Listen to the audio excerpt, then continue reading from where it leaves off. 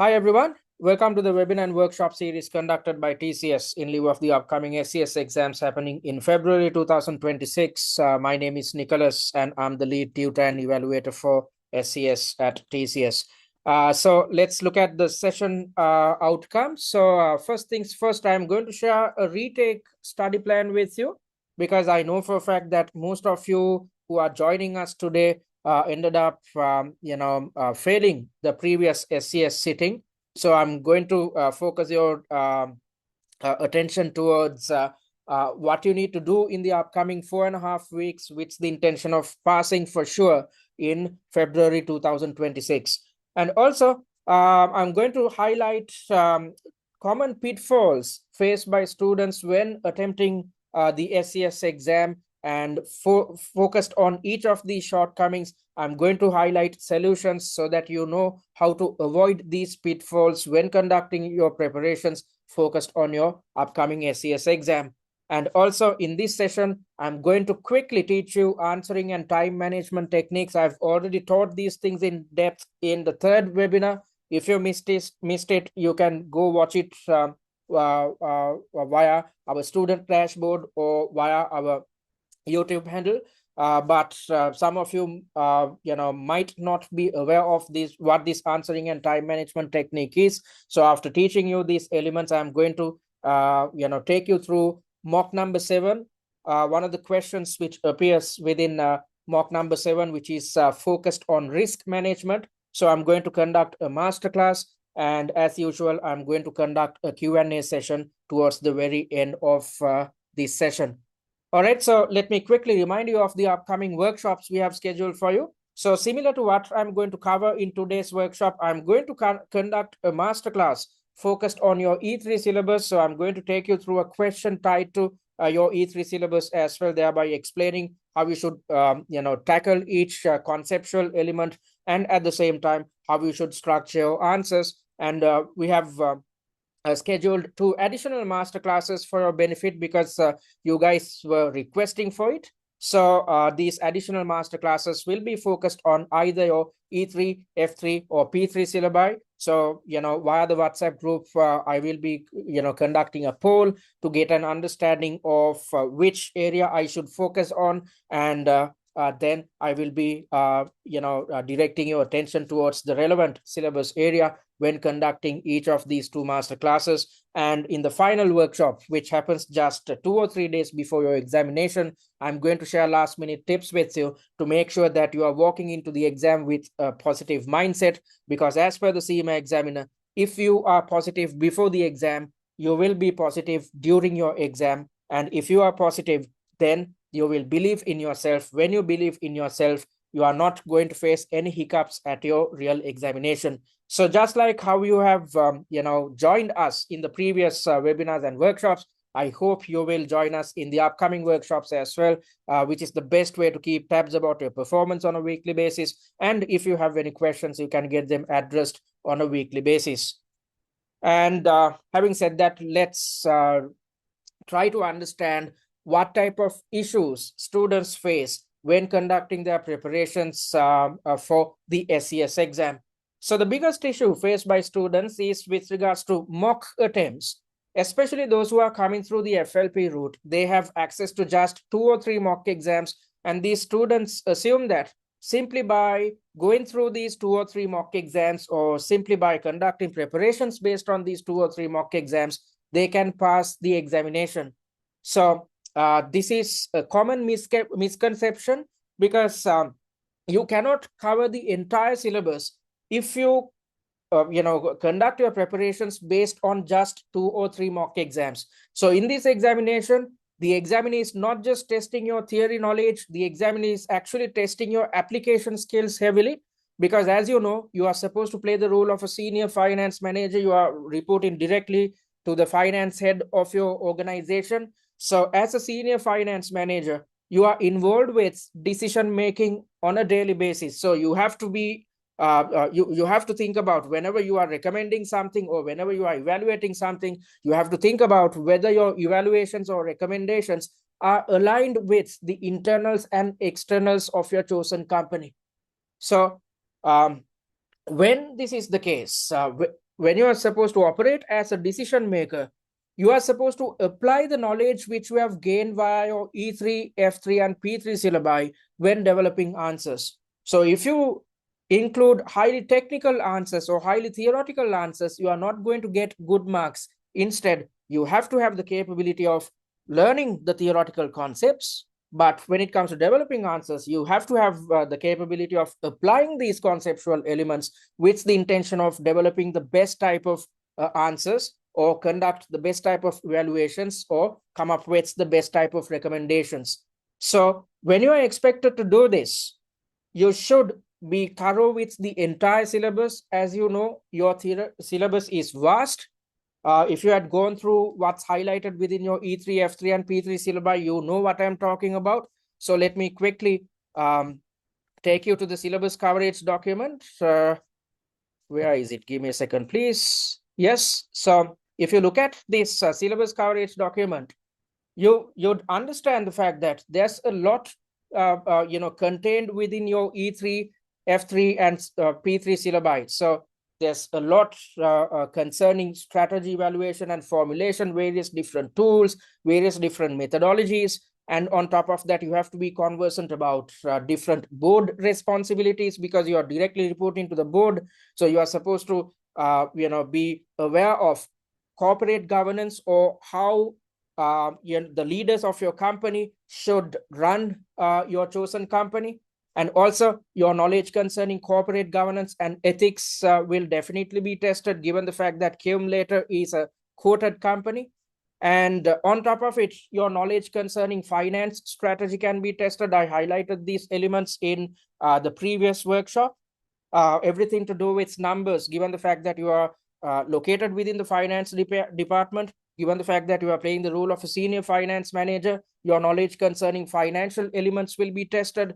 And you have to have the capability of identifying and mitigating risks. So I'm going to take you through these elements in today's workshop when I'm conducting the masterclass. So you have to have a good understanding of the type of risks the company has already identified. And you should have the capability of figuring out whether the mitigatory strategies are appropriate or not, whether we need to take steps to further improve the mitigatory strategies. And also you should know whether the company has actually identified all types of risks. If there are shortcomings, you should have the capability of suggesting how we should update or upgrade our risk report. So all these things will be tested, and your knowledge concerning internal audit and the type of responsibilities the internal audit department should carry out will be tested. And also be prepared to suggest internal controls with the intention of preventing our exposure to various different types of risks. So the syllabus is vast. So when this is the case, before you walk into the examination, you need to have a good understanding of how each syllabus area is tested. And in order to achieve this, you have to make up your mind to attempt 6 mock exams. Why am I asking you to attempt 6 mocks? Because if you had gone through past exam variants or past papers, you would have seen that the examiner develops 6 different variants or 6 different papers focused on each pre-scene. Why 6 variants? Because the examiner intends to cover the entire syllabus across these 6 papers. So when you are conducting your preparations, you need to mirror a similar methodology. Before you walk into the exam, you need to have a good understanding of how each syllabus element can be tested. So your syllabus is vast. When this is the case, when you go through just 2 or 3 mock exams, you are partially completing or getting an awareness of how each syllabus area can be tested. And when you're walking into the exam with knowledge gaps, when you are not too sure of how certain syllabus elements can be tested at the exam, when you have not encountered them when attempting mock exams, then you are in for a shock. For instance, let's assume that you didn't go through the SAF framework. Okay, so you have just attempted 2 or 3 mock exams. When attempting these mocks, you never saw a question to do with SAF framework. But at your real exam, you see that you are supposed to develop an answer utilizing the SAF framework. When this is the case, you are going to definitely struggle. when you see a question which you are not too conversant with, then you'd feel uncomfortable. This is when you will panic. Panic leads to brain freeze. Definitely, I'm pretty sure you experienced something similar to this at your examination when you faced a question which you have never seen in your life. So in order to avoid this shortcoming, in order to make sure that you are well prepared before walking into the examination, rather than attempting just 2 or 3 mock exams, you need to listen to the CIMA examiner. The examiner develops 6 papers with the intention of covering the entire syllabus. So when conducting your preparations, you have to take steps to base your preparations based on 6 mock exams. All right, so if you practice just 2 or 3 mock exams previously and ended up failing, this time, in order to pass within the upcoming 4.5 weeks, you have to make up your mind to attempt 6 exam standard and pre-scene specific mock exams. So that's the first problem faced by students. And the second problem is the fact that some students, rather than attempting mocks and conducting revision based on the mock exams, they simply read through the questions and answers of mock exams. So let's assume you had access to 6 mock exams. That does not mean that you are going to automatically pass this examination, because if you just read through questions and suggested answers, yes, when you are reading suggested answers, something will go into your head, but you are not doing anything to solidify your understanding or how you should structure your answers. Just because you read through suggested answers, pages and pages of information, you will not gain an in-depth understanding of what type of points you should include in your answer, how you should structure your answer, the number of points which should appear under each syllabus area. You are not going to get a good understanding about these elements simply if you read through suggested answers. So let me quickly show you what I'm talking about. So, I want to direct your attention towards the suggested answer, which appears within one of our mock exams. So as you can see, the entire answer is in paragraph form. And when you read through each and every paragraph, yes, you will understand the logic behind the answer, but you are not in a position to clearly see what these points are and how these points are structured. So that is why you need to conduct revision based on answer plans. So these are what answer plans look like. And when you have access to answer plans such as these, you can easily figure out the logic behind each answer, because it's extremely short. This is like a study note or a short note. You can easily figure out the logic, the structure, the number of points included in the entire answer, and you'd easily understand what type of points are included in the answer.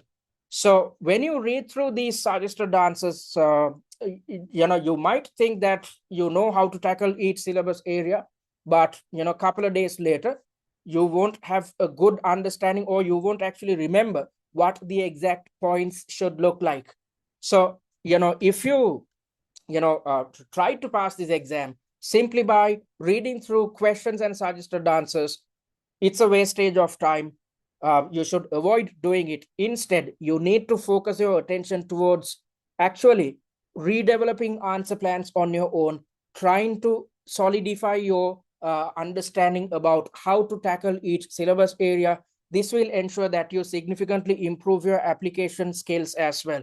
So rather than reading through questions and suggested answers, this time when conducting preparations, you have to attempt mocks under exam conditions. After doing so, you have to conduct your own revision with the intention of gaining an in-depth understanding of how to tackle each syllabus area.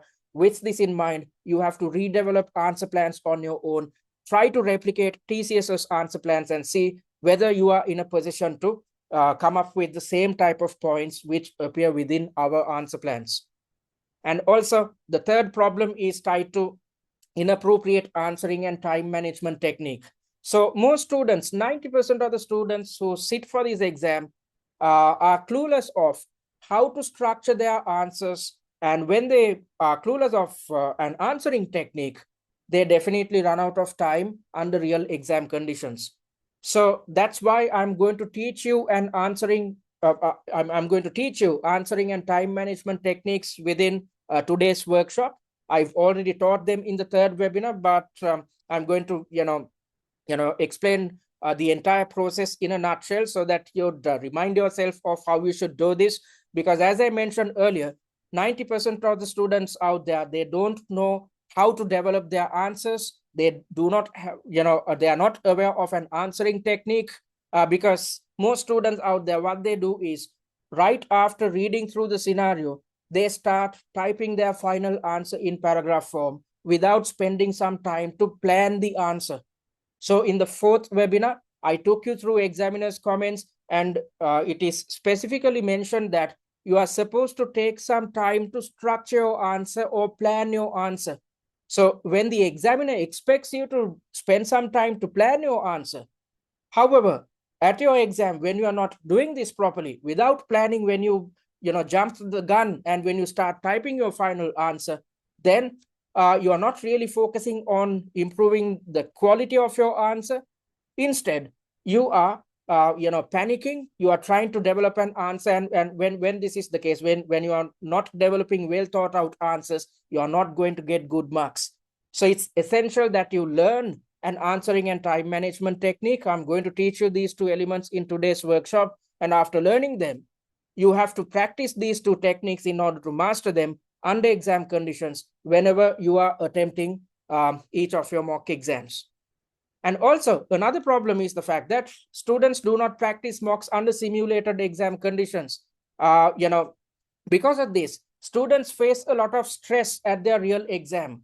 For instance, when attempting each mock exam, as you know, each paper is divided into 3 sections. So students have a tendency to attempt section number 1 of a certain mock exam today, section number 2 tomorrow, and section number 3 day after tomorrow. Whereas at your real examination, you have to sit in one place across 3 hours and attempt 3 sections, one after the other. So when you are attempting mocks, you are taking breaks between sections, but at your exam, you are not expected to do so. So when this is the case, when you are not, really aware of what type of stresses you'd face when you have to sit in one place across 3 hours, then you are going to face a lot of stressful situations at your real exam, especially towards the final section.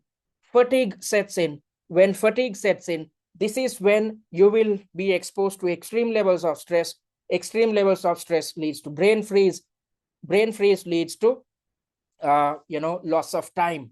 So most of you who ended up failing the previous sitting probably encountered this in section number 3. You either encountered brain freeze or you ran out of time. So this happens given the fact that you are not accustomed to real exam conditions. So it's essential that you face all these problems tied to stress and fatigue when conducting your preparations, rather than facing them for the first time at your real exam. So you have to make up your mind to attempt each mock exam under exam conditions. Then you will encounter stressful situations. Then you will encounter fatigue. And when you experience these things, you will know what to do to overcome them, because I've already taught you stress management techniques in the 4th webinar. I said that you need to focus on your breathing, switch off your amygdala, and get out of a stressful situation and keep moving forward, rather than trying to stress your prefrontal cortex too much. So I explained all these things in the 4th webinar. If you missed it, please go watch the recorded version, which can be viewed via our YouTube handle and via our student dashboard. So if you didn't practice mocks under exam conditions, at least you have to attempt 3 mock exams this time under exam conditions, so that you have the opportunity of practicing your answering, time management, and stress management techniques under exam conditions. If so, you will manage your time appropriately at your real exam. You will structure your answers successfully, and you will manage your stress levels appropriately at your real exam. And also, most students end up failing, especially those who are coming through exemption routes such as FLP and CGMA, due to a lack of theory knowledge. And even when you know theory, on the FLP platform or on the CGMA platform, there's nothing which is, there aren't any resources which are intended to teach you application. So most students, you can learn theory. When you look at the FLP resources, you can learn theory by watching the tutorials, and on top of that, reading all the material which are available. But you have to figure out application on your own. And most students coming through exemptions, given the fact that they have not completed their OCS or MCS exams, they struggle a lot with application. Because of that, students tend to develop highly theoretical answers. And when this is the case, you are not going to get good marks. So we have developed masterclasses at TCS, and these masterclasses are totally focused on the mocks which are available to you. So the objective of sharing masterclasses with you is to teach you the theoretical concepts covered within each mock exam, and at the same time, we are explaining how to deal with application. So if you are clueless of how to deal with application, don't worry. Simply watch the master classes. You will easily learn how you should work in terms of improving your application skills. And on top of that, when developing our mock exams, we have made sure to cover the entire syllabus. And in each master class, we are explaining the theoretical concepts covered within each section of our mock exams. So you need not spend a lot of time to learn theory and application on your own.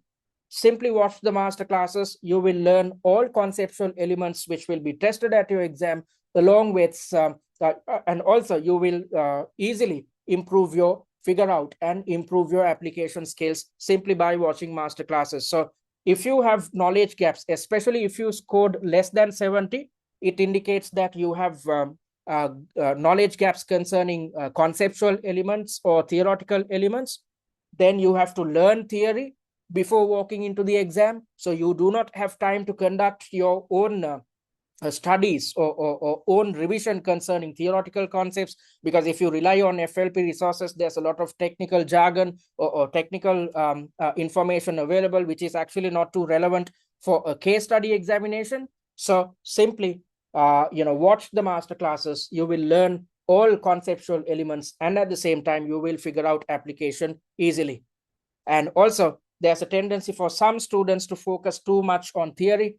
I've dealt with students who go through, hordes and hordes of information about conceptual elements too much. And these students end up developing at their exam, these students end up developing highly theoretical answers. And if you develop highly theoretical answers, you are not going to pass this examination. So, forget about having to go through theory. Simply conduct your preparations focused on the mock exams, because this is the way in which your knowledge is tested, and conduct your revision and learn theory and application focused on the same mock exams. Do not spend time to learn theory on your own, because if you do so, you are going to waste a lot of time. If you waste time, you won't have time to attempt the mock exams and conduct revision based on the same 6 mock exams. And also, some students rely on past exam variants or past papers. This is a killer, given the fact that past papers or past variants are based on a totally different pre-seen document. So let's assume you focused on a previous set of papers. When this is the case, let's assume there was a question at your exam about risk management. So in today's session, I'm going to take you through a question to do with how to update the risk register. So when you're tackling a question to do with updating the risk register, you have to have an understanding of the current risk register, which is used within Cewmlator. But when you go through past exam variants, if there was a question to do with updating the risk register, when you go through the suggested answer, you will not really understand the logic, because previous paper's suggested answer is based on a risk register which appeared in a totally different pre-scene, which is based on a totally different company. So when this happens, you will be misdirected. You will be confused as to why, as to the logic behind an answer which appears in a previous mock exam, or not a mock exam, rather a previous variant. So in order to avoid confusion, you have to conduct your preparations based on pre-scene specific or mock exams which are specific to your current pre-scene.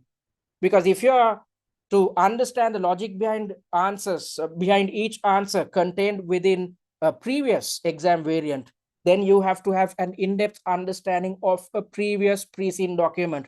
You do not have time to go through a totally different pre-scene. Instead, you have to conduct your preparations based on your current pre-scene. So when attempting mock exams, don't rely on past exam variants, rely on mock exams which are relevant to your current pre-scene. And almost all the students, they do not revise. They just assume that even if you have access to the relevant mock exams, even after having access to 6 mock exams, students think that they can simply attempt the 6 mocks and pass this exam, which is not the case. You have to spend some time to revise, because as I mentioned earlier, you need to take steps to gain an understanding of how each syllabus area is tested. Then you need to work on your answering technique. That is why you need to redevelop answer plans. And when you are redeveloping answer plans, you need to practice your application skills as well. So without doing this, just by attempting mock exams, you cannot pass the examination, because as per the CIMA examiner, you have to take steps to improve your skill set before walking into the exam. So you need to improve your time management techniques. You need to improve your answering and application skills. So the only way to improve these elements is to conduct revision after attempting each mock exam, because the objective of attempting a mock under exam conditions is not to refine or improve your theory. The objective of attempting a mock under exam conditions is simply to practice your answering, time management, and stress management conditions. Answering, time management, and stress management techniques under exam conditions. Knowledge refinements should be carried out when you are redeveloping answer plans or when you take steps to revise. So it's essential that you revise with the intention of improving your skill set, because if you do not take steps to improve your knowledge, improve your skill set, you are going to get low marks at your examination.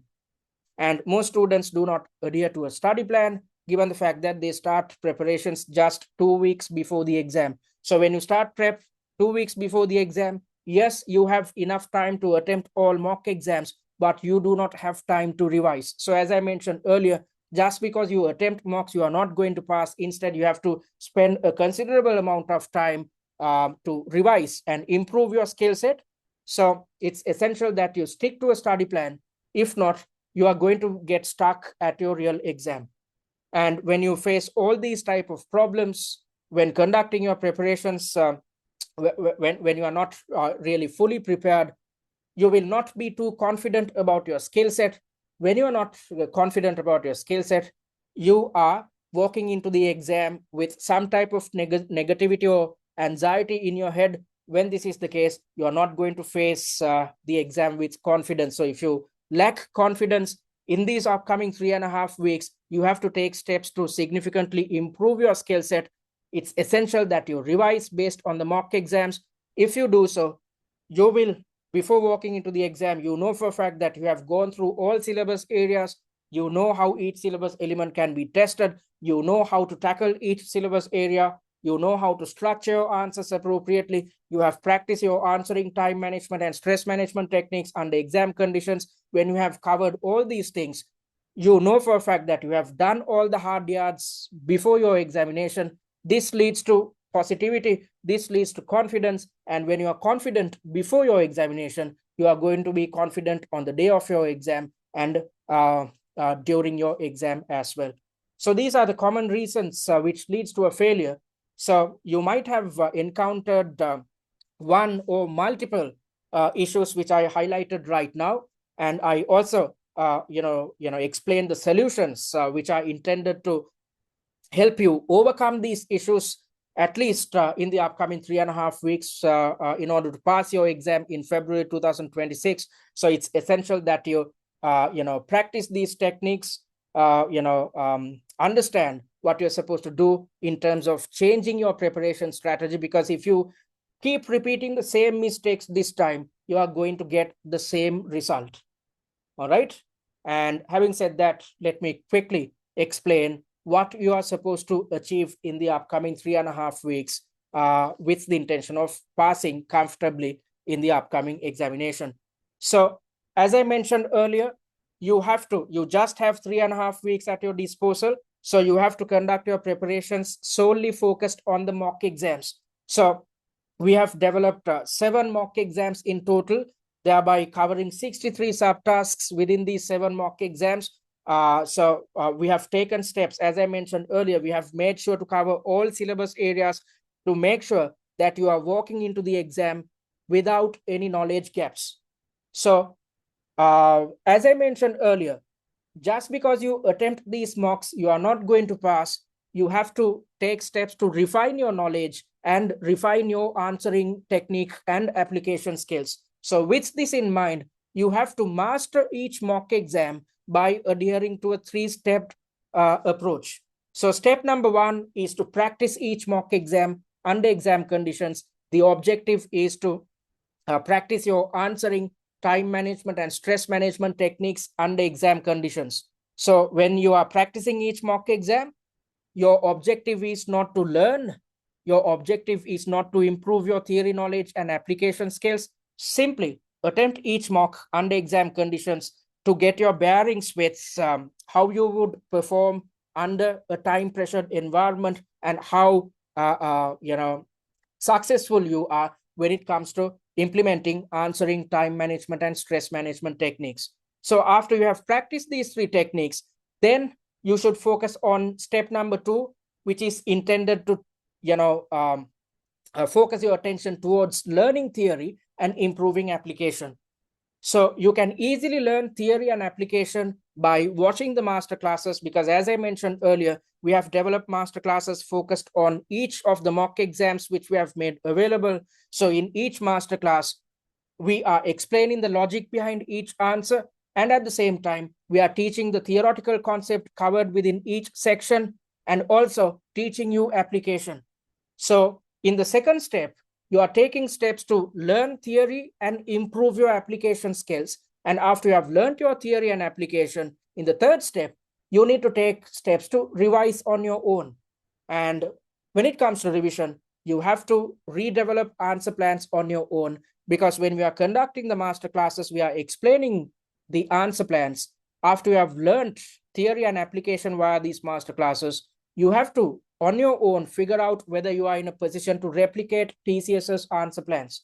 So with this in mind, after you have watched the master classes, check whether you have gained something via the master classes, and in order to do so, redevelop answer plans on your own. When you are doing this, you are solidifying, you are trying to solidify your understanding, you are trying to cement your understanding, because if you don't revise, if you do not take steps to redevelop answer plans on your own, there might be knowledge gaps. So when you redevelop answer plans, you will spot what your issues are. You will spot instances in which you have missed out on certain crucial points, and then you can again try to redevelop answer plans, and you have to keep redeveloping answer plans until you are satisfied about the fact that you are in a position to replicate TCS's answer plans.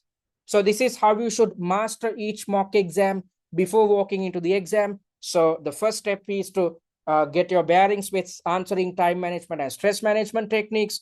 Then learn theory and application by watching the master classes, and try to understand whether you have gained something via the master classes by redeveloping answer plans. Once you have redeveloped your answer plans, compare your fresh answer plans to TCS's to understand what your shortcomings are, and if there are major shortcomings, redevelop answer plans once more.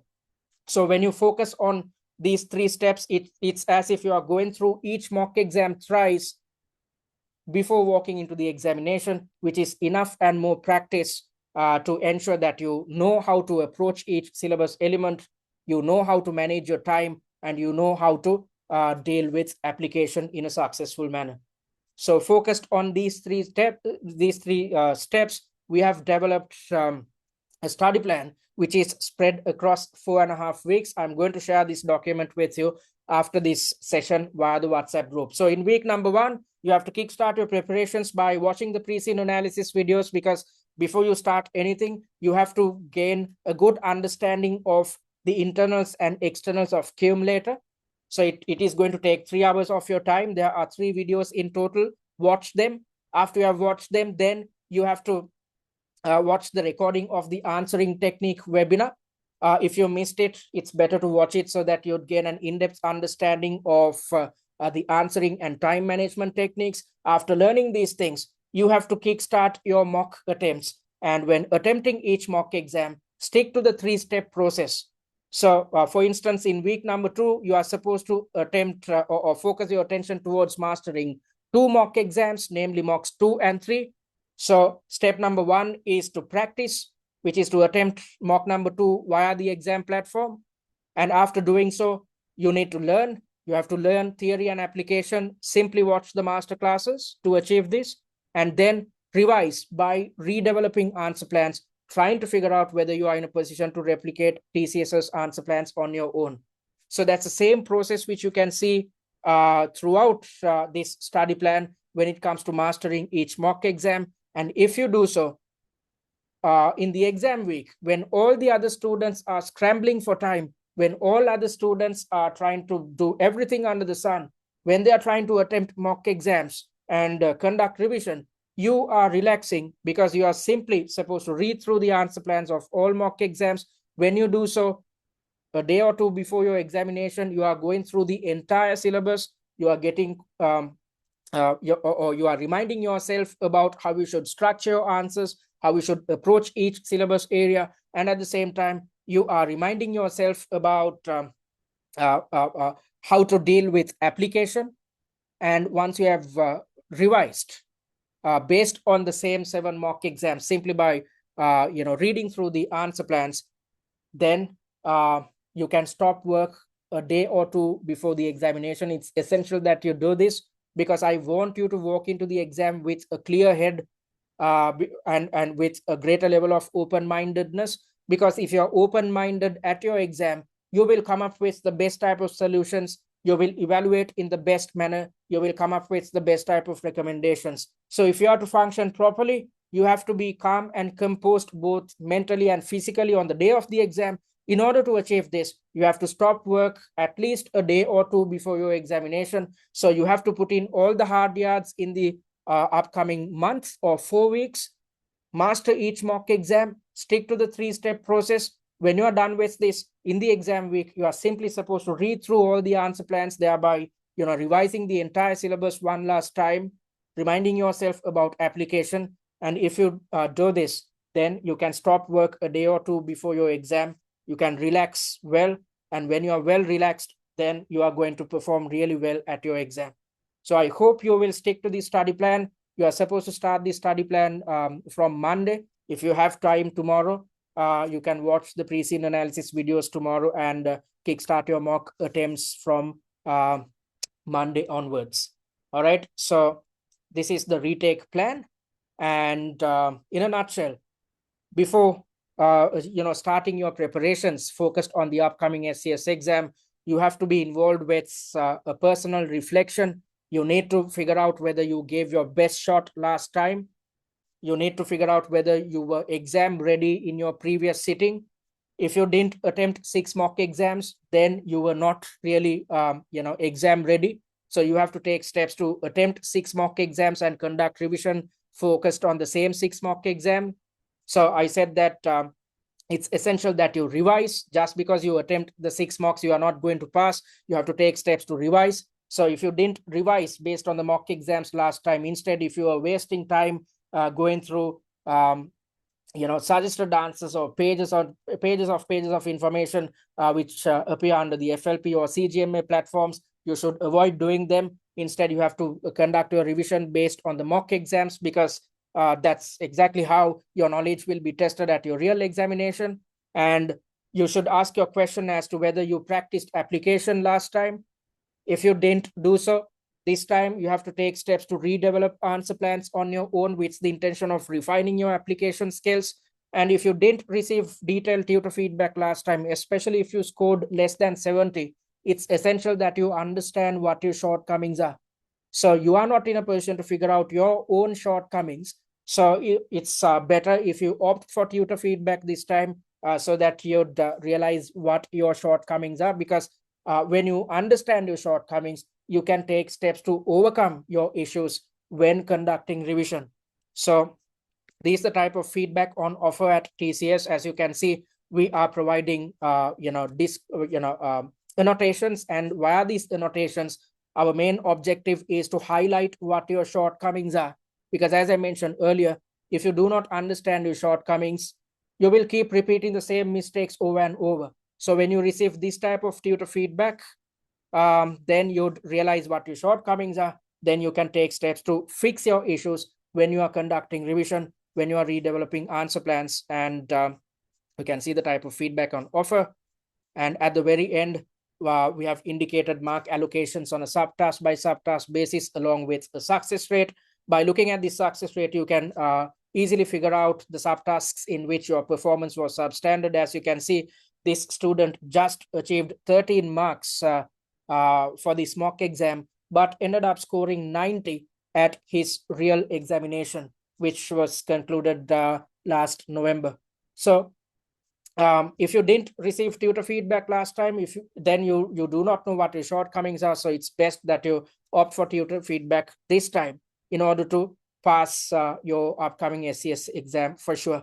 So the action plan is to work smarter than the previous attempt. I'm not asking you to work harder. I'm asking you to work smarter, which is to simply stick to the retake study plan. And as I mentioned earlier, as per the study plan, you are supposed to master each 2 mock exams per week. When mastering each mock exam, stick to the 3-step process. Take steps to practice under exam conditions, then learn theory and application. Once you have learned theory and application, focus on revision by redeveloping answer plans. So stick to this 3-step process with the intention of mastering each of the mock exams which are on offer. All right, so having said that, let me quickly tell you what we offer at TCS before I take you to the masterclass concerning the P3 syllabus. So I'm on the SCS page. If you are yet to create a free user account, click on this button, then you'd gain access to our student dashboard, and click on my courses when you are in the student dashboard, and you'd see the account which you have access to. In front of the SCS free course, you have an access content button. Click on it. Then under the videos tab, you'd gain access to the recorded versions of the weekly webinars and workshops we conduct. Under the study material tab, you'd gain access to the pre-seen mind map and the answer plan of mock exam 1. Then under the mocks tab, you have access to the questions and the suggested answers of mock exam 1. And you have the opportunity of attempting mock number 1 in its entirety under exam conditions via our exam platform. We have developed an exam platform which is the exact replica of the Pearson VUE system on which you attempt your real examination. So you have the opportunity of mastering your answering, time management, and stress management techniques under real exam conditions by attempting mock number 1 via our exam platform. So all these resources are provided free of charge, which can be accessed by clicking on this button. And if you are interested in investing on our paid content, check the sample material before you do so. And if you are yet to join our SCS WhatsApp group, click on this button and join it. Via this group, we will keep you guys informed of the weekly workshop commencement times as well as dates. And on top of that, whenever you have a question, you can simply drop a message. I'm always there to help you guys out. And talking about what we offer 2 packages, the essential course and the premium course. The essential course is designed for those who have completed their OTQ examinations or those who are coming through the general or traditional route. So if you are coming through the traditional route, since you have already learned theory, it's simply a matter of taking steps to improve your application skills. So under the essential course, you'd gain access to the recordings of all weekly webinars and workshops, 6 mock exams with suggested answers. Although this says 6 mock exams, you actually have access to 7 mock exams. And you'd also gain access to the pre-seen analysis videos, the annotated pre-seen and industry and financial analysis slides. Let me quickly show you what these resources look like. So this is our annotated pre-seen. As you can see, we have come up with annotations with the prime intention of summarizing the entire pre-seen. Also, we have conducted our own analysis so that you'd gain a better understanding of what happens within your chosen company. And also, we have indicated probable exam scenarios which can be tested. And based on these probable exam scenarios, we have developed our mock exams. And we have also conducted an industry analysis by looking at 4 different angles. In the first part, we have defined the industry. In the second part, we have explained about what happens within your chosen industry in terms of competition. And in the third part, we have explained about industry trends. And based on these industry trends, scenarios will be thrown at you at your real exam. And lastly, we have considered 2 real-life companies and explained what they go through in your chosen industry. And similarly, we have evaluated the financial statements. We have made sure to keep things simple so that you can easily get an understanding of the financial standing of your chosen company. And we have also conducted a ratio analysis in which we have compared the financial performance of your chosen company against its closest competitor. So these are the resources on offer if you opt for the essential course. And you'd also gain access to the top 20 likely issue slides, which indicate the most probable syllabus elements which can be tested, a case study familiarization kit. By reading this, you can gain an in-depth understanding of the technicalities behind your exam. You'd also gain access to a tutor-managed live chat and OTQ revision cards. So after attempting each mock exam, if you feel that you have forgotten a certain conceptual element or you need to brush up your knowledge in a jiffy, simply refer to the OTQ revision cards. So the essential course is priced at £299. And talking about the premium course, which comes with a pass guarantee, this course is intended for those who are coming through the exemption routes and those who had failed the exam previously. So both these sets of students have the same problem. There are issues with theory knowledge and gaps with application. So with the intention of teaching you the entire syllabus and teaching you application, we have included some additional resources under the premium course on top of what appears under the essential course. So if you opt for premium, you have the opportunity of gaining access to the online mock exam platform via which you can attempt all mock exams under exam conditions, which is the best way to practice your answering, time management, and stress management techniques. And you'd also gain access to the answer plans of all mock exams, which is the best tool out there, which will assist you with your revision. And when you are redeveloping answer plans, I said that after you have redeveloped answer plans, you are supposed to compare your fresh answer plans to TCSs. Then you can easily figure out what your shortcomings are. Then you will also gain access to 15 masterclasses, which are focused on mocks 2 to 6.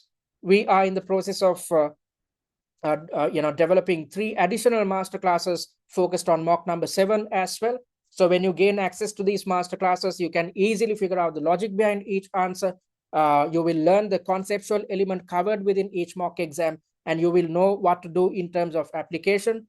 And you also receive one-on-one tutor feedback on mocks 3 and 5. You saw the type of feedback on offer a while back.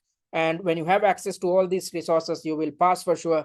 That is why we are offering a pass guarantee. So if you invest on premium and if you fail, scoring between 70 to 79 marks, then you will gain access to the premium course in your subsequent sitting free of charge.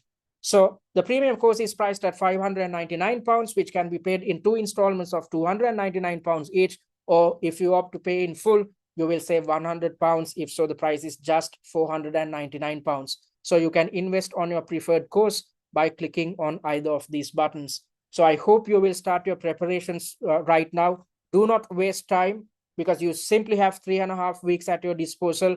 I hope you will stick to the study plan.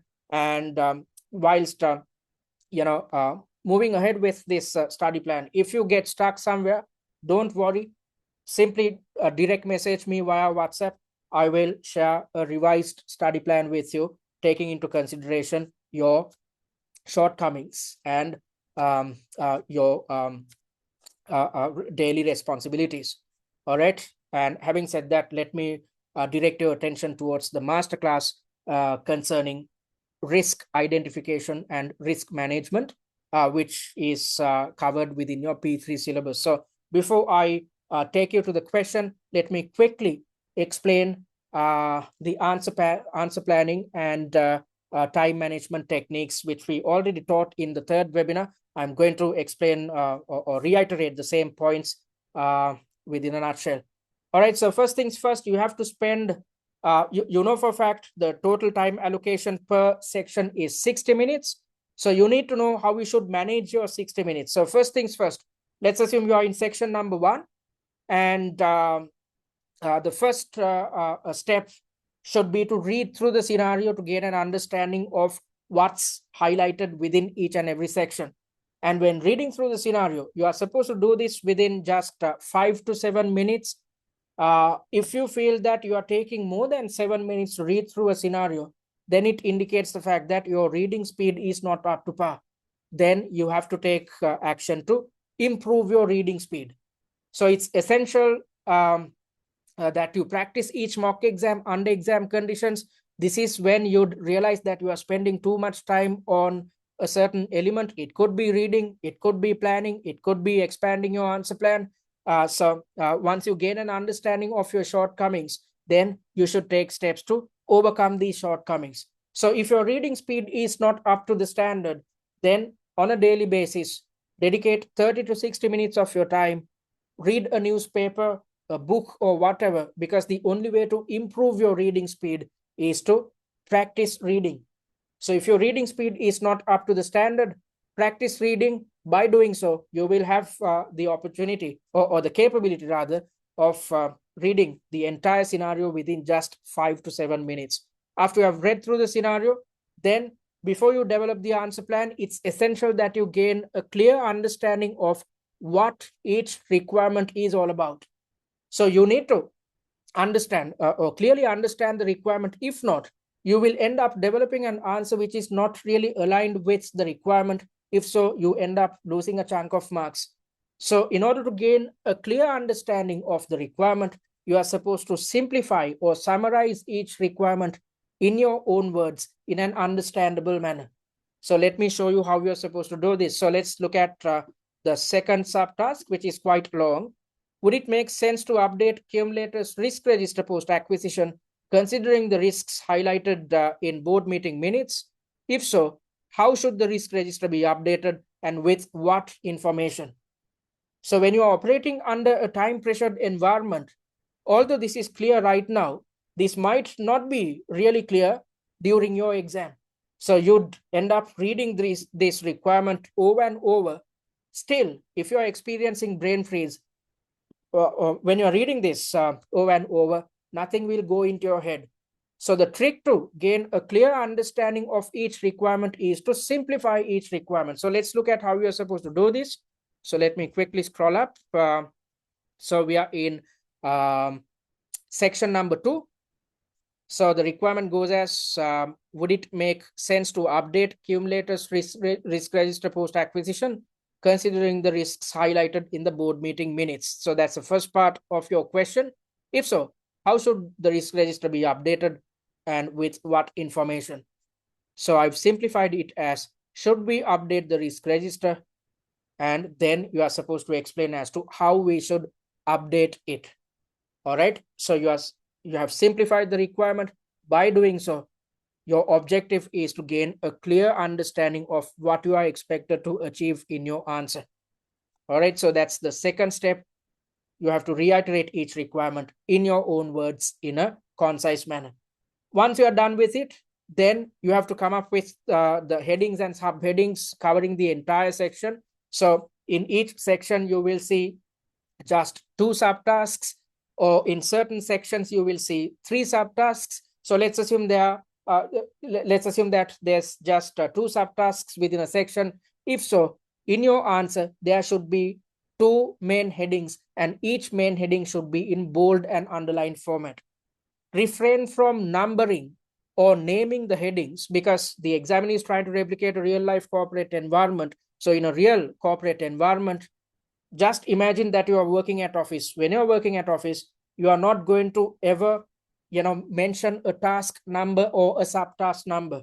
Instead, whenever necessary, based on the number of requirements, you will come up with main headings, and that's the same way in which you should develop your answers. So if there are 2 subtasks within a section, you need to develop 2 main headings, which are in bold and underlined format. Alternatively, if there are 3 subtasks, then you need to come up with 3 main headings, again in bold and underlined format.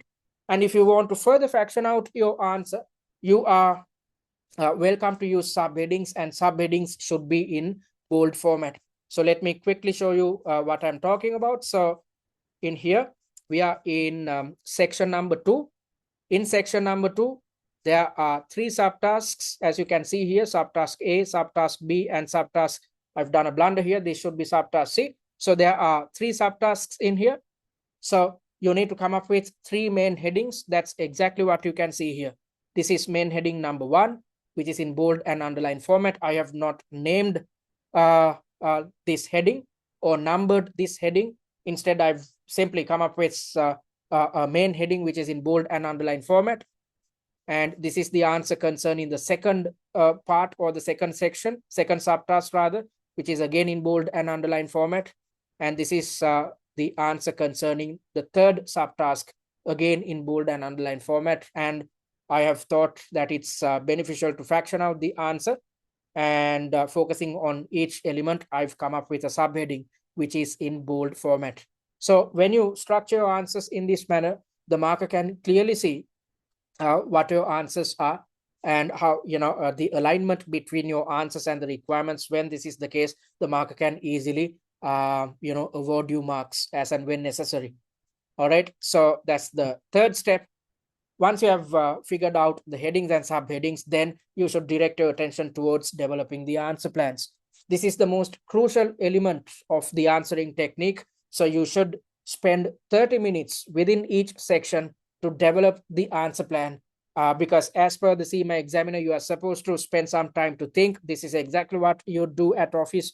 When responding to a serious email, you will spend some time to structure your response. You will try to figure out whether you have addressed everything which appears within the email which you just received. You will try to figure out whether you have evaluated properly, or whether you have come up with justified recommendations. So just like what you do at office, at the exam, you should spend 30 minutes of your time in each section to develop the answer plan. And when it comes to developing the answer plans, you need to figure out how many points you should include under each subtask. Because as you can see, within each section, you can clearly see a weightage in here. All right, so the weightage for subtask A is 40%. For subtask B, it's again 40%. And for subtask C, it is 20%. So this gives us an indication of how many marks are dedicated for each subtask. So when you know the weightages, you can easily understand the mark allocations, because as you know, each section carry a total mark allocation of 50. So 40% of 50 marks come up to 20 in total. And again, 40% of 50 marks come up to 20 marks. And 20% of 50 marks come up to 10 marks in total. So now you have figured out the mark allocations on a subtask by subtask basis. Then you are supposed to figure out how many points, how many valid points you should include under each subtask. In order to do so, there's a methodology which you need to adhere to. Each valid point carry 2 or 3 marks.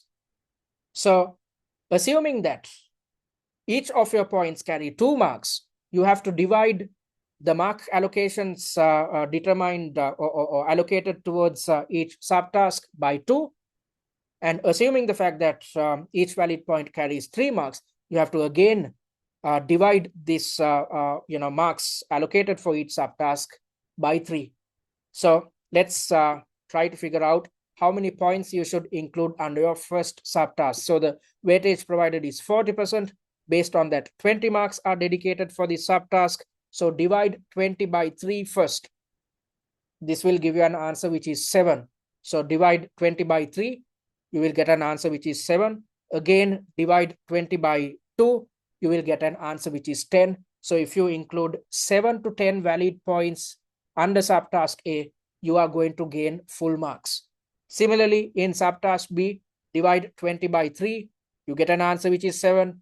Divide 20 by 2. You get an answer which is 10. Then if you include 7 to 10 valid points, you are going to get full marks. And concerning subtask C, divide 10 by 3, you get an answer which is 3. And again, divide 10 by 2, you get an answer which is 5. Then if you include 3 to 5 valid points, then you are going to get full marks for subtask C. So that's how we are supposed to determine how many points you should include under each subtask based on the weightages. When you know the number of points you should include, then it makes your life easy when it comes to structuring your answer. This will ensure that you are developing an answer which is not too long or too short. Your answer will be exactly aligned with the mark allocations concerning each subtask. All right, so when it comes to developing the answer plan, within 30 minutes, you are supposed to develop the answer plans covering all the subtasks with which appear within a section. So in section number 2, there are 3 subtasks. Therefore, you need to develop the answer plan covering all 3 subtasks within 30 minutes. Although I'm asking you to develop an answer plan within 30 minutes, you are definitely going to run out of time. That is why you need to practice this technique. Just because you know this technique, you are not in a position to implement it successfully when you are trying it for the first time at your real exam. So you have to practice this technique whenever you are attempting each of our mock exams under exam conditions. And when you know how many points you should include under each subtask, then you should proceed towards developing the answer plan and develop it on the answer screen itself. Do not use the scratch pad, because when you're using a scratch pad, it leads to avoidable complexity. So you have to avoid complexities as much as possible, given the fact that you are operating in a time pressured, stressful situation. So develop the answer plan on the answer screen itself. Once you have developed the answer plan, the final step is to expand the answer plan in paragraph form. In order to do so, you need to dedicate 25 minutes of your time in each section. So I don't mind even if you take 20 minutes to expand the answer plan. So once you have developed something like this, an answer plan such as this, utilizing the remaining time, it could be 20 to 25 minutes, you are supposed to expand your answer plan in paragraph form.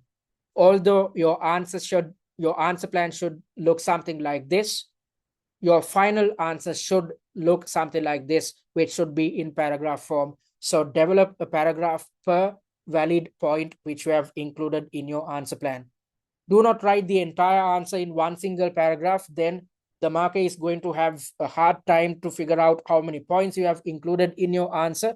So it's better to be in the good books of the marker. So assist your marker, and with the intention of assisting the marker, listen to the CIMA examiner, develop answers in paragraph form. Therefore, you are supposed to develop a paragraph per answer point. Then the marker can easily count and see how many points you have included, and then determine out of the points which are accurate and which are inaccurate, which will ensure that you are assisting the marker. When you assist the marker, you will be in the good books of the marker. It's good to be in the good books of the marker, because let's assume you have scored 78 or 79 and you just need 1 or 2 marks to pass. The marker might award you the additional marks, which will ensure that you pass in the upcoming examination. All right, so that's your answering technique. So it's quite simple, but when you practice in real life, it's going to be tough. But I want you to get your bearings with it by practicing these steps under exam conditions whenever you are attempting the mock exams, because by the time you are done with all mocks, you will have a good understanding as well as practice in terms of how you should structure your answers, as well as how you should manage your time appropriately. All right, so having said that, let's move to the masterclass. So before I do so, I forgot to do this. I'm going to take you through the syllabus elements concerning your P3 syllabus. All right, so the biggest element covered within your P3 syllabus is tied to risk identification and mitigation. And as you would have gone through already, there's a risk report which appears within your pre-scene. And within this risk report, you can see that the company has already identified 6 different risks. And concerning each type of risk identified or contained within this risk report, the company has come up with mitigation strategies. So as a senior finance manager of your company, you should have the capability to figure out whether the company has identified all types of risks within this report. As per our evaluation, there are shortcomings because certain risks the company has missed out on certain risks. So that's exactly what you can see in here. There are notable gaps concerning the type of risks which appear within your risk report, because there's no mention about cybersecurity and data privacy. Given the fact that we are a BEV manufacturer, within our BEVs, there's a lot of software being used to keep tabs about the performance of these vehicles. So it's essential that we, safeguard ourselves from data breaches or cybersecurity threats. So this issue does not appear within your risk report. And also there's no mention about dealer and distribution network risks, because we are dealing with hordes of dealers spread across the world. We are dealing with distributors, which exposes us to risks. There's no mention of it. And also there's no consideration about product safety and recall risk. This is a real risk which we are exposed to. And also there's no mention about warranty and end-of-life battery obligations, because after some time, when the battery degrades, if it breaches the warranty, then we'd have to replace the vehicles or compensate our customers. So this should have we should have considered this within our risk report, but there's no mention of it within our existing risk report. So I've highlighted the shortcomings, and I've come up with recommendations to insulate us against each type of risk. And similarly, out of the identified risks, you need to figure out whether the mitigation strategies which appear within your risk report are appropriate or not. If it's not appropriate, you need to have the capability of suggesting enhancements with the intention of insulating us against each risk fully. So I've highlighted enhancements concerning each type of risk which appears within your existing risk report. So these are the two angles which you need to look at in terms of risk identification and mitigation. So we have covered the 6 risks which are included within your existing risk report, which are these. And on top of that, when developing our mock exams, we have covered some additional elements as well, considering the notable gaps within your risk report. So we have considered cybersecurity, distribution and dealer relation risk, product safety and recall, warranty and battery degradation. On top of it, there could be a question tied to social engineering risks, and you should know how we should take steps to prevent our exposure to social engineering. And there could be a question tied to reputational risk. You should know how to tackle reputational risk, and also your knowledge concerning how to update the risk register. There's a methodology which you need to adhere to. This will definitely be tested at your exam. So in today's masterclass, I'm going to direct your attention towards a question tied to updating the risk register. And also your knowledge concerning internal audit responsibilities will be tested. So there could be a situation or a scenario where we are trying to acquire a company. When doing so, we should negotiate with the company appropriately. So this negotiation should be handled by the internal audit department. So you should know what the internal audit department should cover when conducting these negotiations, and how to conduct internal audits to make sure that we are adhering to a foolproof methodology, and also how to conduct compliance testing to see whether our employees are or our stakeholders are adhering to the internal controls practice within our organization. And also be prepared to suggest internal controls tied to preventing various different types of risks or our exposure to internal issues or preventing data breaches. All right, so these are the elements which are covered within your P3 syllabus. Having said that, let me direct your attention towards section number 2 of mock number 7. I'm going to direct your attention towards subtask B. 2 weeks have passed. Cewmlator's board is discussing about the technicalities involved with acquiring PL. What is PL? As per section number 1, PL is a company which is known as Power Lithium LLC. Power Lithium is a lithium supplier. So we are in the process of acquiring a lithium supplier. So 2 weeks have passed. Cewmlator's board is discussing about the technicalities involved with acquiring Power Lithium, a lithium supplier. The finance director meets you and hands over an excerpt from board meeting minutes. So let's try to figure out what appears within these meeting minutes. As part of the due diligence on the proposed acquisition of Power Lithium, I want to raise a potential red flag. a well-known EV manufacturer in Westland recently suffered a significant data breach originating from one of its upstream suppliers. So an EV manufacturer has faced a data breach which was created by an upstream supplier of this company. The breach exposed sensitive information, including battery designs, charging software algorithms, confidential customer analytics, and employee access credentials to various internal systems. So, this data breach is huge. And the incident was traced back to poor cybersecurity controls at the supplier. So there was nothing wrong with this company, but something wrong with the supplier's cybersecurity protocols, including weak encryption and outdated firewalls. So if there's some type of an issue within one of our stakeholders we deal with, and if one of our stakeholders are exposed to a data breach, we can be impacted by it as well.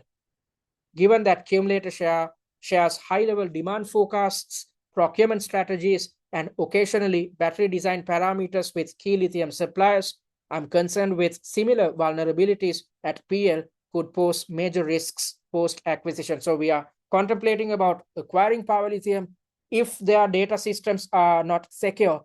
And if they, due to this fact, if they face a data breach, then it might impact us negatively as well, just like how a company, just like what a company within this industry has faced, because this highlights about a well-known EV manufacturer in Westland, facing a data breach which was created by one of its upstream suppliers.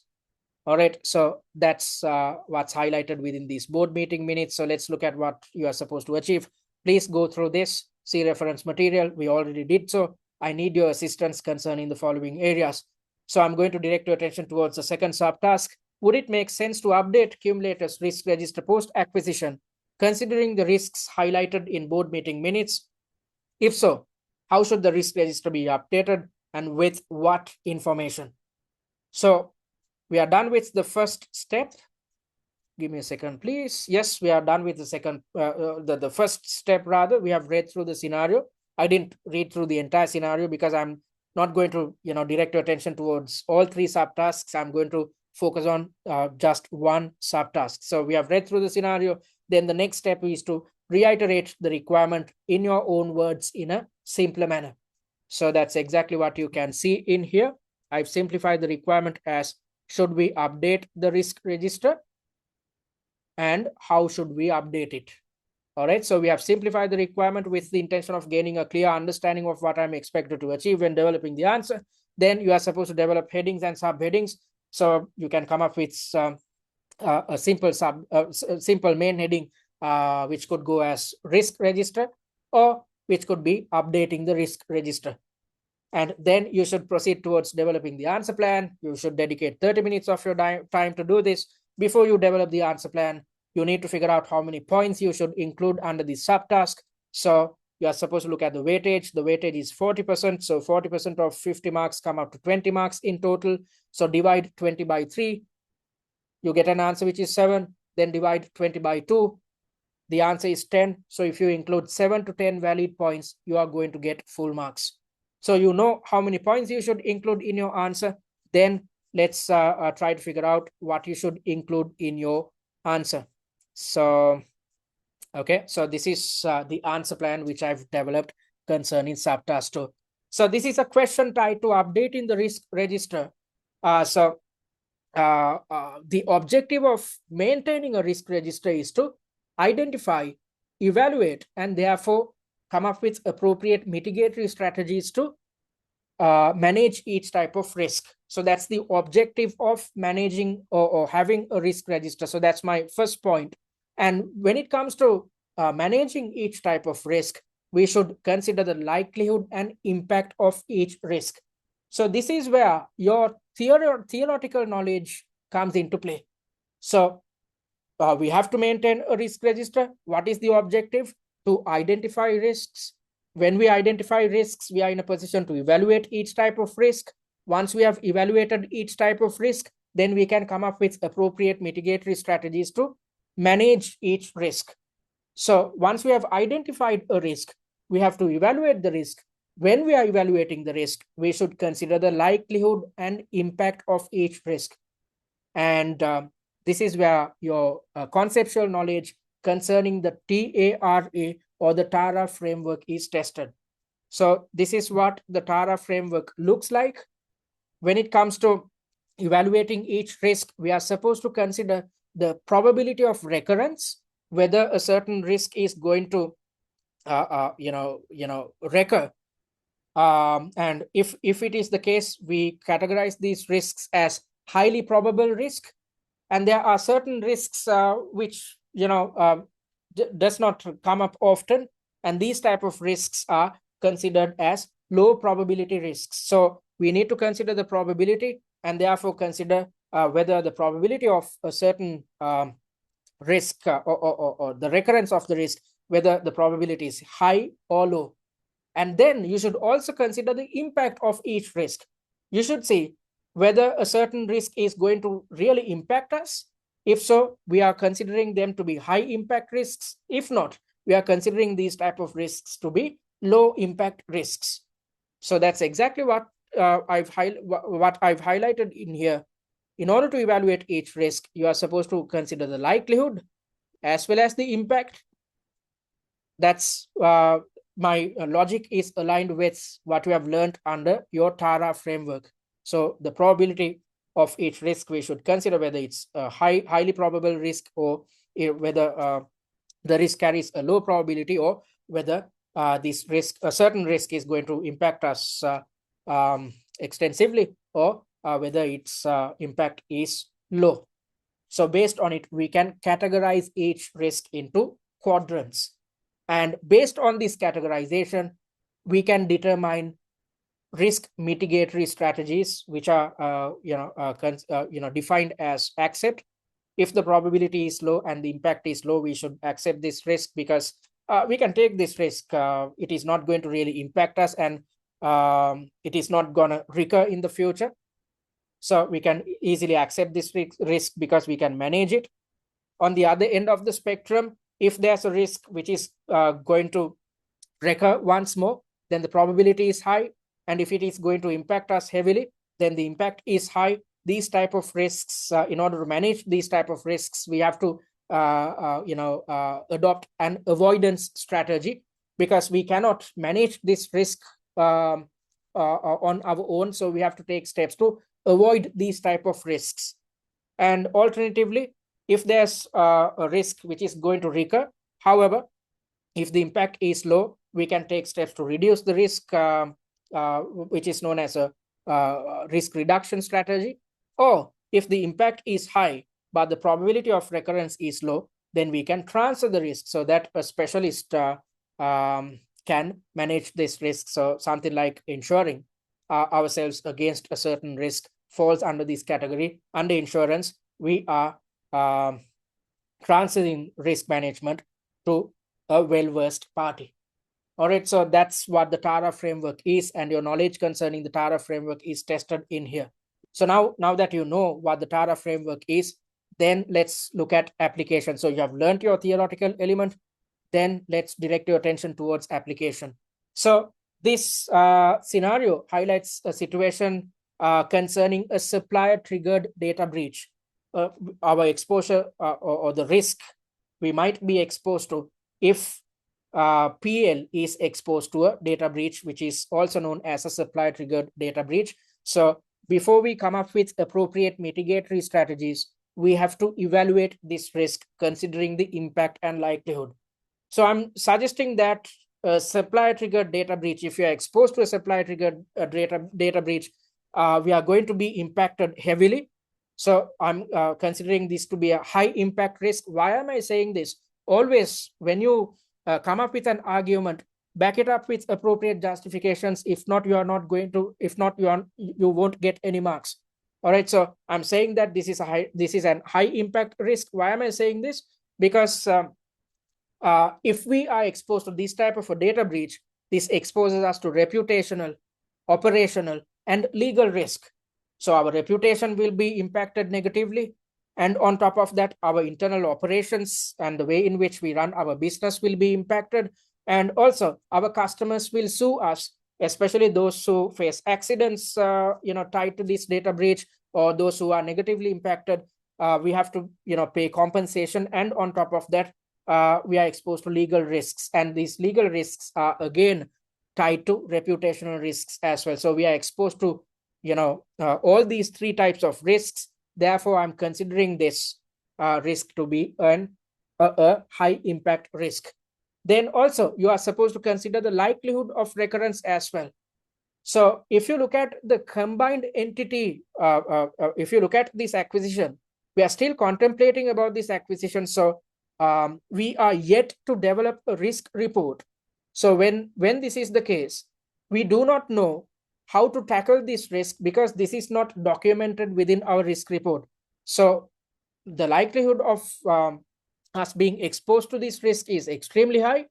And also, we are not in a position, just forget about the combined entity, just focus on Cewmlator's capabilities. Cewmlator is not in a position to prevent these type of data breaches. Why am I saying this? Because there's no mention of data security and privacy within our existing risk report. So if you look at our existing risk report, I showed you the risk report previously. Give me a second, please. I want to direct your attention towards this element.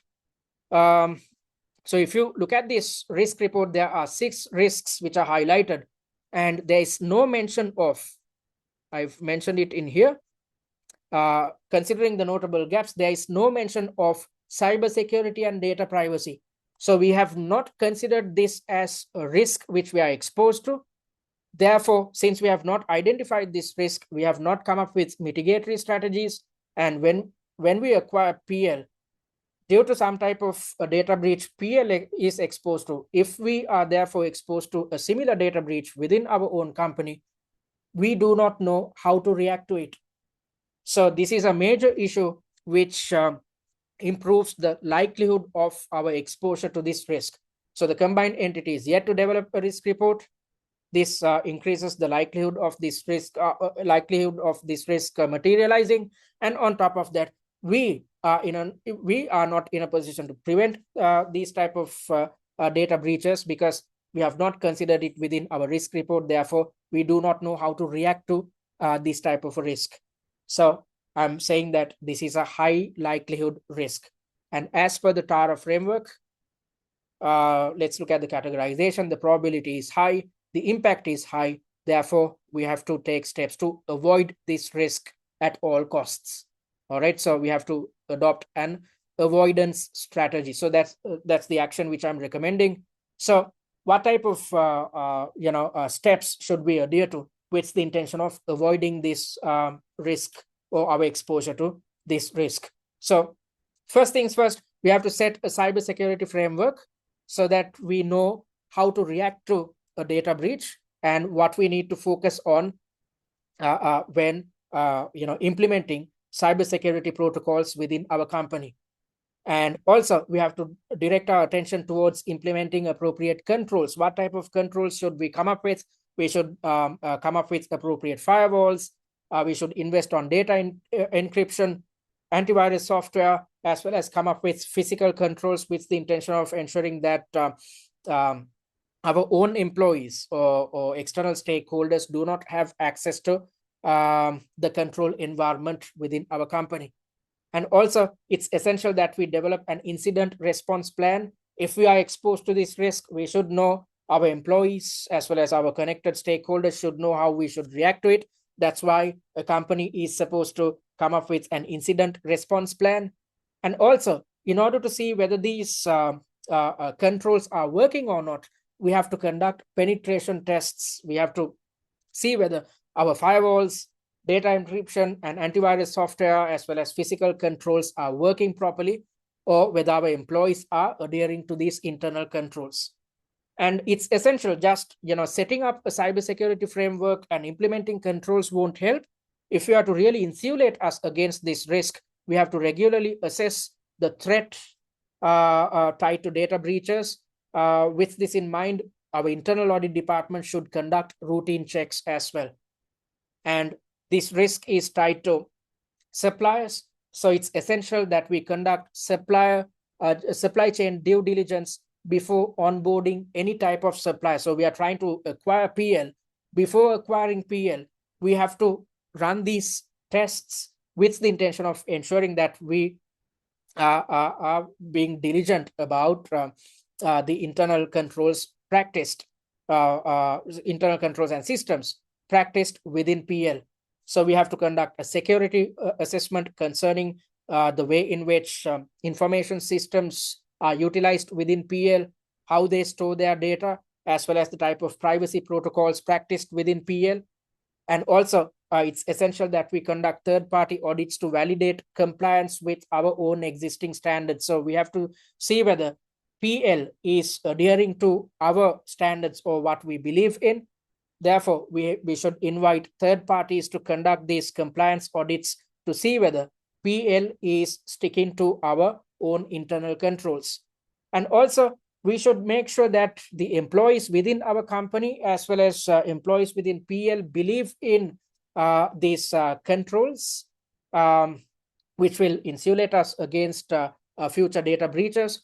Therefore, we should promote a culture which is based on data security and privacy. So with this in mind, we have to inculcate data security and privacy within our training sessions.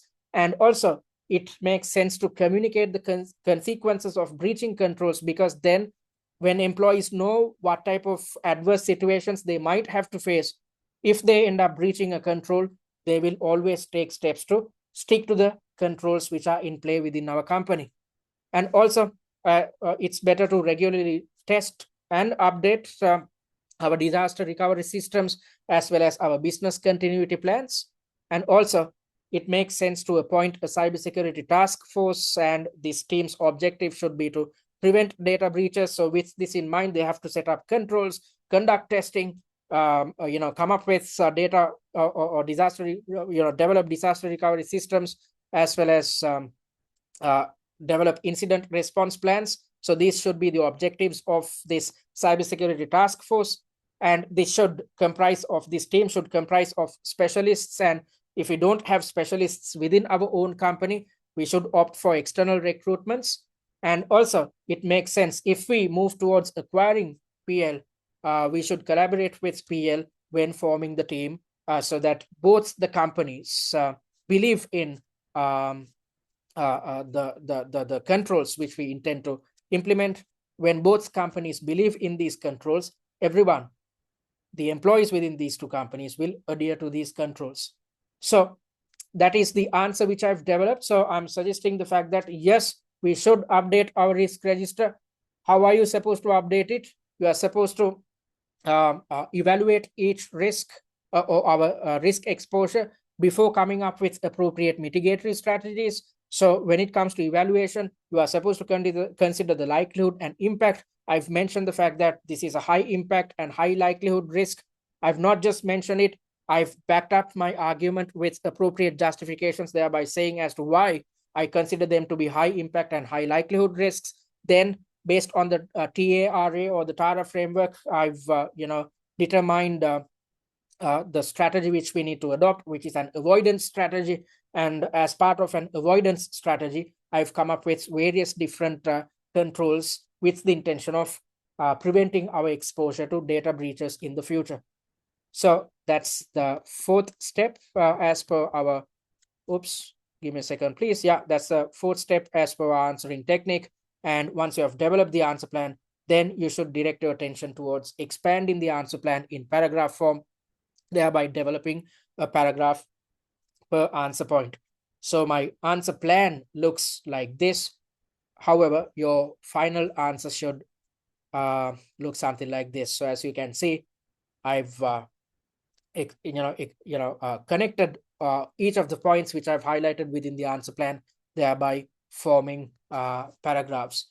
So you can see that the entire answer is in paragraph form. Okay, so you need to practice this technique. You are not in a position to, just because you know this, implement this for the first time at your exam. That's why, as per our study plan, you are supposed to practice each mock exam under exam conditions, with the prime objective of practicing your answering, time management, and stress management techniques. And once you have done it, you are supposed to learn the theoretical elements covered within each section, as well as learn application by watching the masterclasses. You just now experienced a masterclass, and therefore you know what is contained within each masterclass. This is the easiest way to learn theory and application. Once you have learned theory and application, since we are conducting masterclasses based on the answer plans, try to develop answer plans on your own. Once you have developed your answer plans, compare them, compare these fresh answer plans to TCSs to further refine your understanding. So when you stick to this three-step process, you are taking steps to master each mock exam, master each conceptual element, master application skills, master answering time management and stress management techniques under exam conditions. When you do all these things, you need not worry about passing your SCS exam. All right, so looking at our best performer, I'm happy to say that concerning the SCS exams, which concluded in November 2025, Harold was our best performer at TCS, who ended up scoring 116 marks when the pass mark was just 80. So you can achieve a similar score if you stick to the study plan, because Harold started his preparations just 2 weeks before his examination, stuck to the study plan, stuck to the three-step process with the intention of mastering each mock exam, and ended up scoring 116. So if Harold could, someone coming through FLP could, achieve a first-time pass by scoring 116 by preparing within just 2 weeks, just imagine what you can achieve given the fact that you have 4.5 weeks at your disposal. Harold had just 2 weeks to prepare.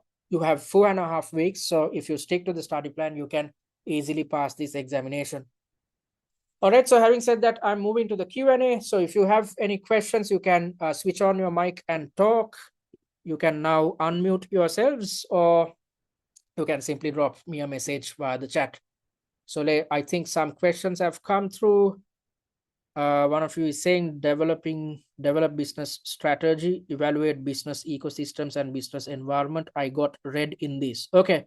So this indicates the fact that your knowledge concerning your E3 syllabus is not too good, because developing business strategy falls under your E3 syllabus. Let me take you to this document.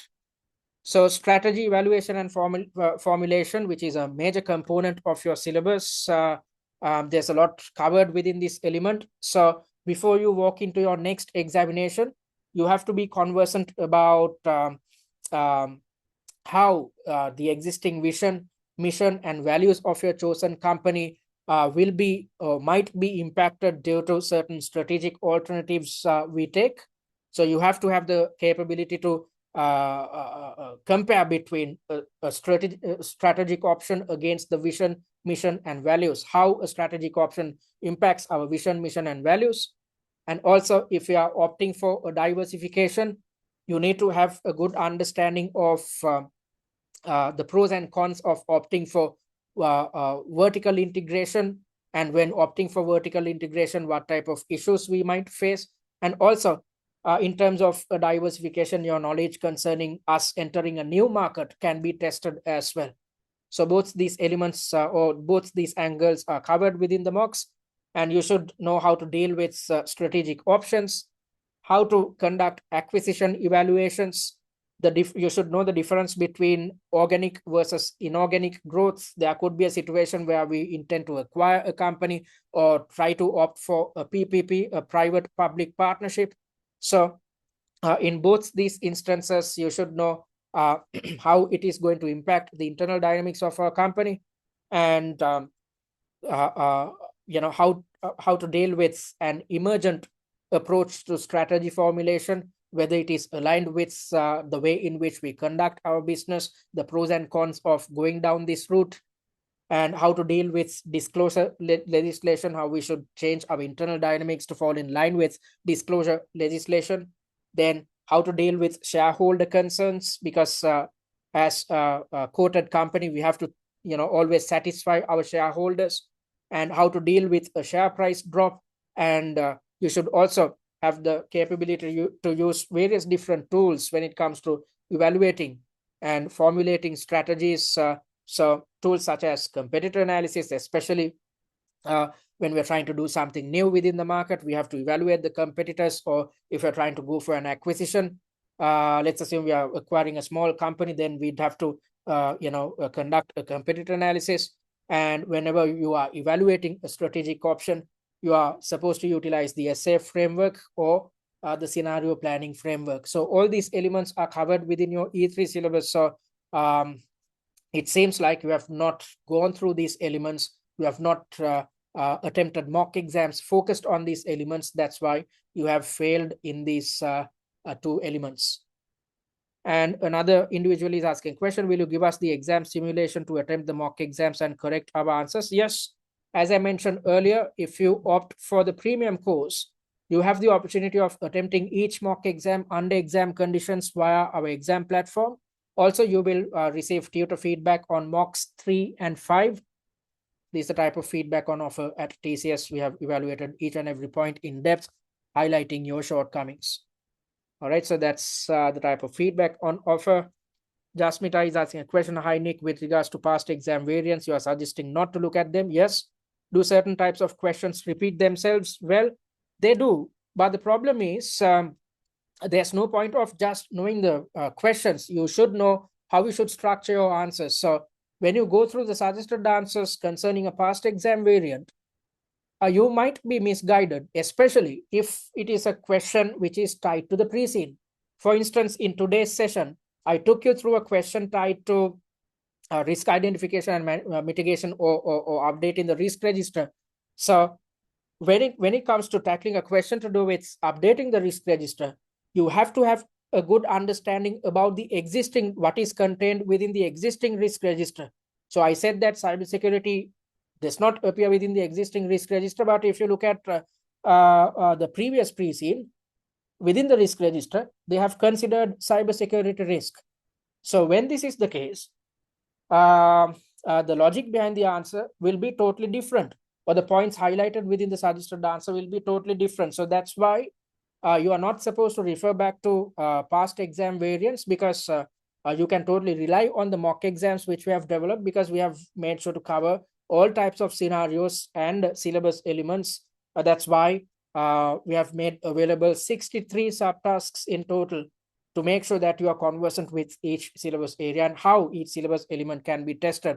And when you go through the master classes and answer plans, which are based on your pre-scene, because we have developed mock exams which are totally aligned with the current pre-scene, then you will easily understand the logic behind each answer, because it's totally aligned with what's highlighted within your pre-scene, just like what you experienced a while back.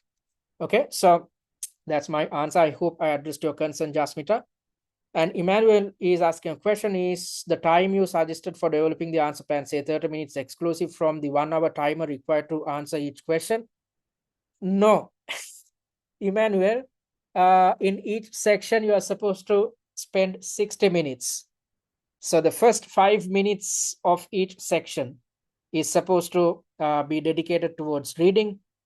Then the second slab, which is answer planning, you should dedicate 30 minutes of your time, and the remaining time, which is 25 minutes, should be dedicated towards expand the answer plan. So within each section, you have a total time allocation of 60 minutes, and I've explained how you should manage these 60 minutes by dividing your answering process into 3 main elements. So in the first part, you have to read, dedicate 5 to 7 minutes of your time, and the second slab should be dedicated towards planning, take 30 minutes, and the remaining time should be dedicated towards expanding the answer plan. You do not have separate time to plan. You simply get 60 minutes in each section. So there are 3 sections. So in each section, there's 60 minutes. So the total time allocation is 3 hours for the entire paper. I hope I addressed your concern, Emmanuel. And N is asking a question, when you say points, what are you referring to? Is it paragraphs? Not exactly. You have dropped this message about 45 minutes before. So I explained these things. I said that in terms of points, I was talking about these. These are my answer points. And based on these answer points, you should develop your final answer in paragraph 4.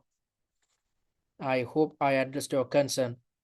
Zoom user is asking a question. I got 78 and and failed the first two elements. Yes. So probably you are the person who dropped me a message at 10 a.m. So you have said that you have failed business strategy as well as evaluating business ecosystems and business environments.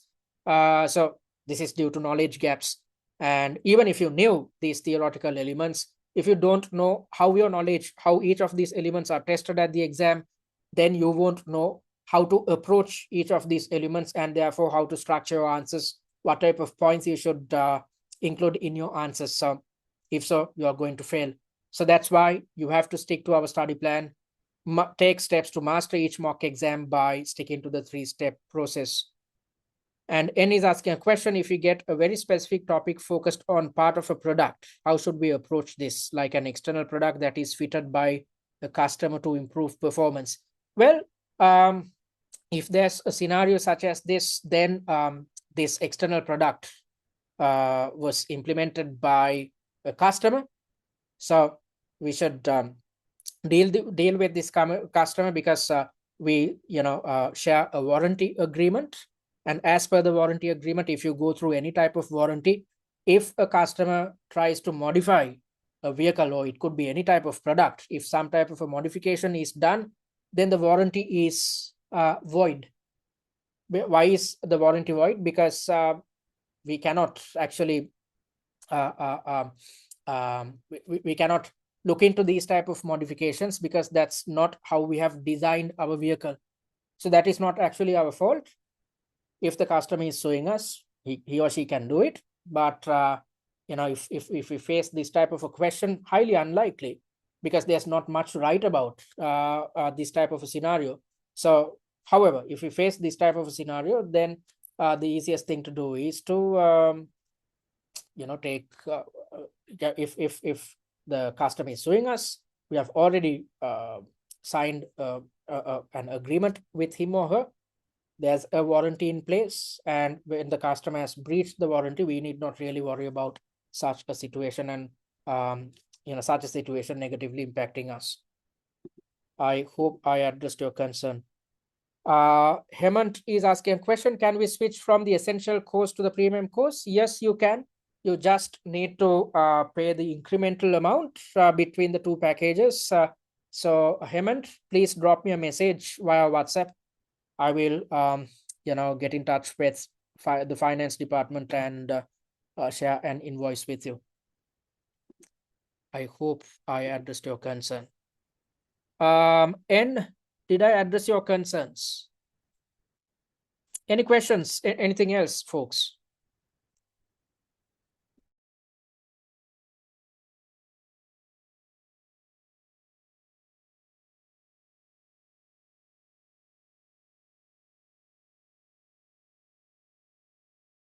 I got another message. Okay. N is saying that I, sorry, addressed your concerns.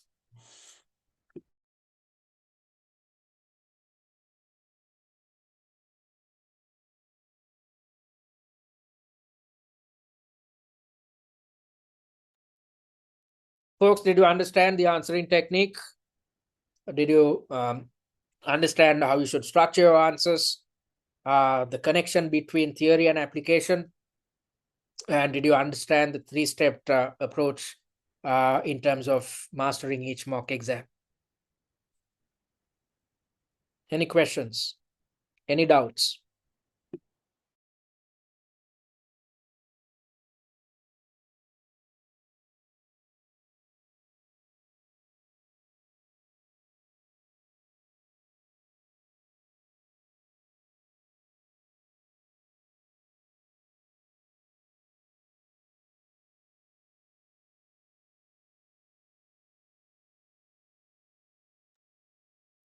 Jasmita is asking a question. Let me resume the recording. Okay, the recording is on. All right, so sorry. Jasmita is asking a question: will you get marks if you run out of time to expand your answer plan? You won't, because the examiner expects your answers to be in paragraph form. If you include answers in bullet points or single line sentences, you're not going to get marks, because the marker can easily see that you have mismanaged your time. Because in this exam, the examiner is not just testing your theory knowledge and application. The examiner is trying to figure out whether you can manage a stressful situation, because this is the final examination. After completing this, you will become a management accountant. So as a management accountant who is CIMA qualified, you should have the capability of managing stressful situations, because however much knowledge you have, if you cannot operate in a real life corporate environment successfully, then there's no point.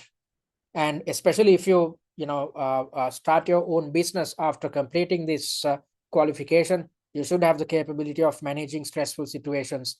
So when you run out of time, it implies that you have mismanaged your time, and this indicates that you were stressed.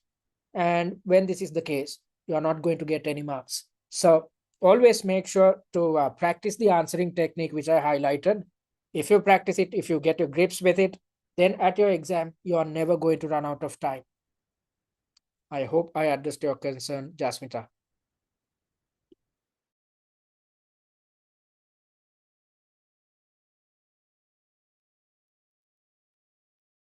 All right, seems like there aren't any questions. Thank you very much, folks, for asking these questions. I hope I addressed everything. So if you want to contact us, you can do it via our website, which is www.study@tcs.com. Visit our website and click on the contact button and drop us a message. Our admin staff will get in touch with you via email during office hours, or you can directly email us via info@study@tcs.com. Or if you need instantaneous support, drop us a message via this WhatsApp number. And I urge you to follow us on our social media handles, especially YouTube and TikTok, because the recorded versions of the weekly webinars and workshops will be uploaded to our YouTube handle. And via TikTok, you'd gain access to a good set of videos, 6 videos in total, which is a good mind map of the entire pre-scene. So on a daily basis, for instance, on your way to office, keep watching these TikTok videos so that you constantly keep yourself reminded of the most important points highlighted within your pre-scene. Similarly, we have already shared this pre-scene mind map with you. So go through this on a daily basis. It is going to help you remember what's highlighted within your pre-scene, because this time's pre-scene is highly technical. It's essential that you remember all these things so that you have a good understanding of the internals and externals of Cewmlator, your chosen company. And having said that, it brings us to the end of the workshop, which was conducted focused on retakers. I hope you gained a good understanding of what type of pitfalls commonly faced by students. And if you faced any of these issues, now you know how to avoid them. And I hope you gain a good understanding of our answering and time management technique. I want you to practice it whenever you are attempting a mock exam under exam conditions, and stick to our study plan. Stick to the 3-step approach with the intention of mastering each mock exam, because when you do so, you are not just practicing under exam conditions, you are taking steps to learn theory and improve application, and also focusing on refining your knowledge by revising on your own. So stick to this process, then you will significantly improve your answering, time management, and stress management techniques, along with theory and application knowledge. And when you revise, you will significantly improve your answering and application skills on your own. And when you take steps to improve your skill set, you are definitely going to pass in the upcoming sitting. So you have 4.5 weeks at your disposal, which is enough and more time if you are disciplined enough to stick to our study plan, because it simply comes down to attempting a mock. Your real responsibility is to attempt a mock under exam conditions and redevelop answer plans. Everything else is handled by us. You need not worry about syllabus coverage. You need not worry about learning theory and application. Everything is handled by us. Your job is simply to stick to the study plan. If so, you will pass for sure in the upcoming examination. So I wish you the best of luck, and I want you to attend next week's workshop, which is focused on your A3 syllabus. So thank you for joining. I'll see you guys next week.